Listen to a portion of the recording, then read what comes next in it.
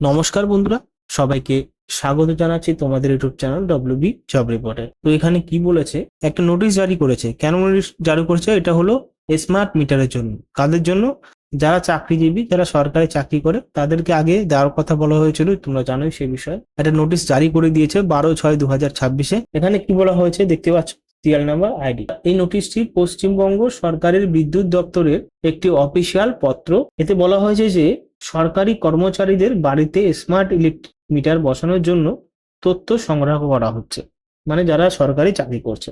মূল বিষয় হলো সমস্ত সরকারি দপ্তর, পর্ষদ, পিএসইউ, সরকারি সংস্থার কর্মচারীদের তথ্য সংগ্রহ করতে বলা হয়েছে। এখানে কি কি বলা হচ্ছে? কর্মচারীদের নিম্নলিখিত তথ্য দিতে বলা হয়েছে।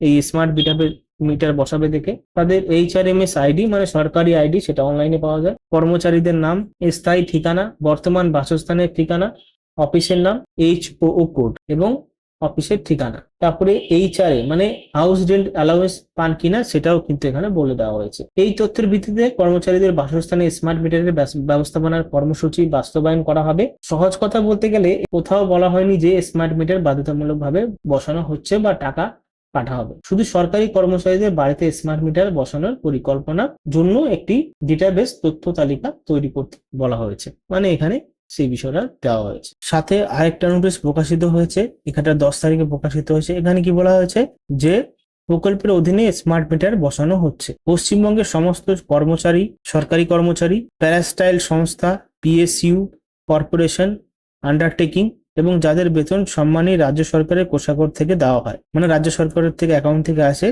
তাদের বাসস্থানে স্মার্ট মিটার স্থাপনের নির্দেশ দেওয়া হয়েছে। WBSEDSL কি করছে? প্রথম পর্যায়ে 554টি কাস্টমার কেয়ার সেন্টারের মধ্যে 103টি কনজিউমার সেন্টারে বসানো শুরু হয়েছে। পরে বাকি এলাকাগুলোতে কাজ হবে। বিল কিভাবে আসবে?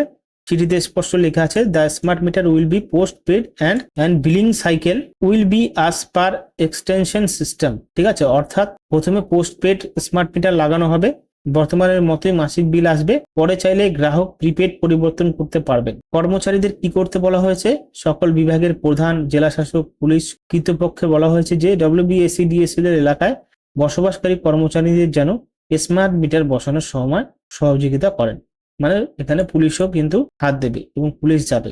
সরকারি কর্মচারীদের বাড়িতে স্মার্ট মিটার বসানোর প্রক্রিয়া শুরু হয়েছে। শুরুতে পোস্টপেড স্মার্ট মিটার থাকবে, তাই রিচার্জ না করলেও বিদ্যুৎ কেটে যাবে না, এমন কথাই চিঠিতে লেখা নেই।